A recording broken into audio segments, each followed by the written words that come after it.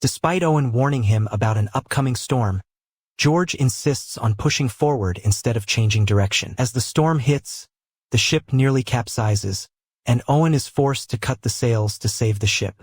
After escaping the storm, George orders Owen to apologize in front of everyone. George accuses Owen of causing the near sinking and asks him to resign, planning to return the ship to the city empty-handed. Owen explains that returning without whale oil would mean failure, and the townspeople would never forgive them. George agrees, and they continue the voyage. After 3 months, they reach an area filled with whales. The crew gets in their boats and starts hunting. Owen approaches a large whale and attacks it. After a great struggle, they manage to kill the whale and pull it to the ship.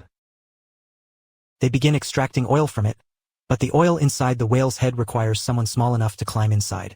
Owen chooses Thomas for the task, as he is the youngest on the ship.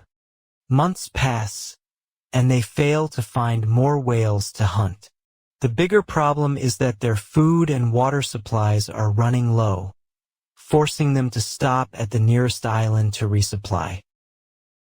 There, they meet a whaling ship captain, and the crew sits with him to hear his story. He tells them he once reached a certain part of the ocean where there were plenty of whales, but the problem was a massive and ferocious whale that attacked any ship that approached. This whale was known among many whalers as the Great Whale, and it had sunk his ship. But they didn't believe his story and mocked him.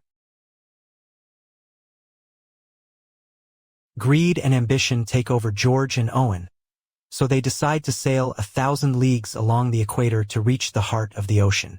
They set out in search of the Great Whale. After a long journey, they finally arrive at the location the captain had told them